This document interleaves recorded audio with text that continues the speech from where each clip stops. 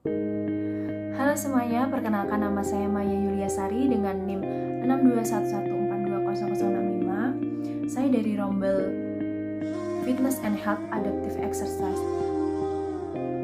Di sini saya akan menyampaikan hasil resume saya tentang komunikasi. Nah, yang pertama kita akan membahas tentang sejarah komunikasi. Sejarah komunikasi menurut Rogers dalam Onong tahun 2000, sejarah perkembangan komunikasi dapat dibagi dalam 4 era.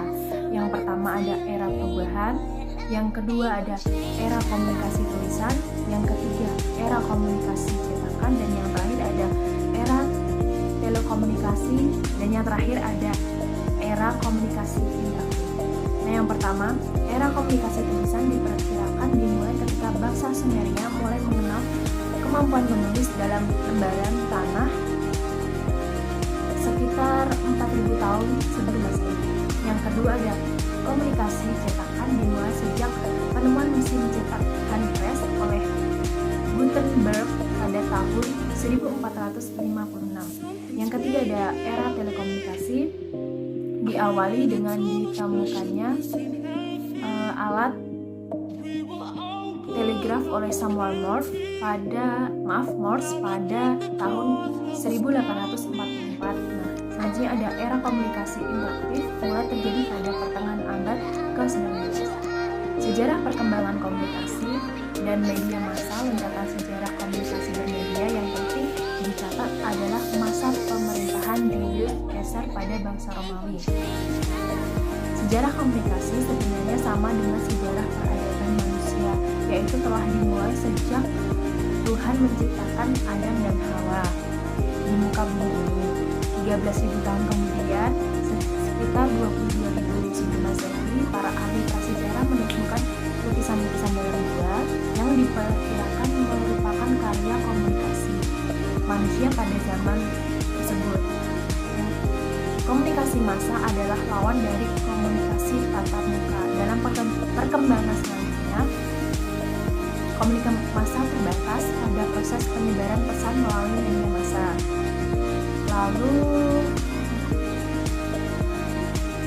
penyebaran pesan melalui media massa yaitu surat kabar, radio, televisi, film, majalah, buku, dan internet.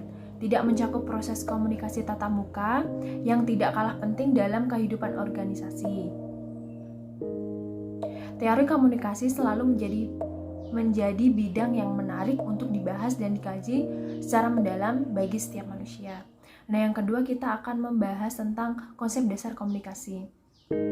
Konsep dasar komunikasi yang telah dikembangkan oleh Hart de Lasswell. Konsep atau cara yang paling baik dalam menjelaskan proses komunikasi adalah dengan cara menjawab pertanyaan, yaitu who, say what, in which channel, to whom, with what effect.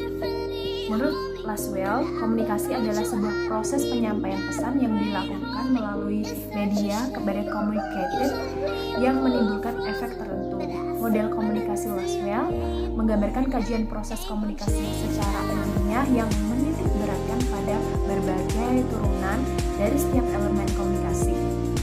Nah, kelima elemen komunikasi tersebut adalah yang pertama ada komunikator, yang kedua ada pesan, yang ketiga ada media, yang keempat ada komunikan atau communicate atau penerima pesan, dan yang terakhir adalah efek atau akibat yang ditimbulkan. Lalu ada kelebihan dan kekurangan model komunikasi menurut Lasswell. Yang pertama ada kelebihan terdiri dari model komunikasi yang sangat sederhana, mudah dipahami, dapat diterapkan ke dalam bentuk segala materi komunikasi, dan yang terakhir adanya konsep yang berbeda. Nah, untuk kekurangan model komunikasi Lasswell ini ada beberapa. Yang pertama ada tidak adanya konsep tujuan komunikasi, tidak adanya konteks di mana komunikasi berlangsung, tidak adanya umpan balik atau feedback, tidak dapat diterapkan dalam komunikasi manusia secara langsung. Nah, yang selanjutnya kita akan membahas tentang ruang lingkup komunikasi. Nah, ruang lingkup komunikasi ini sebagai keterampilan praktis dan bahkan sebagai seni komunikasi insani. Komunikasi antar manusia bukan bukan komunikasi antara manusia dengan hewan maupun komunikasi antar hewan. Menurut Haryanto, ruang lingkup ilmu komunikasi adalah manusia karena ilmu komunikasi termasuk ke dalam ilmu sosial yang mempelajari tentang manusia. Maka dari itu, ketetapan-ketetapan yang tidak sama dengan hukum-hukum alam karena bersifat relatif kurang pasti.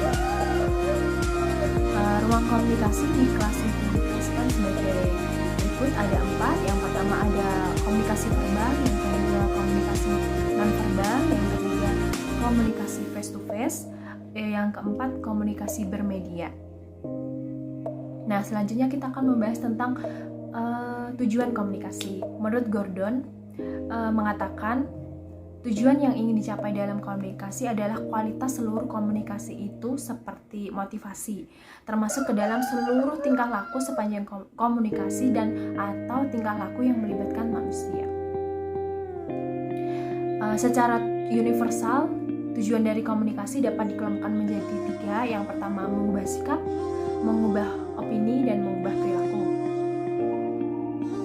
Jadi, dapat disimpulkan bahwa tujuan dari komunikasi adalah mengharapkan pengertian, dukungan, gagasan, dan tindakan.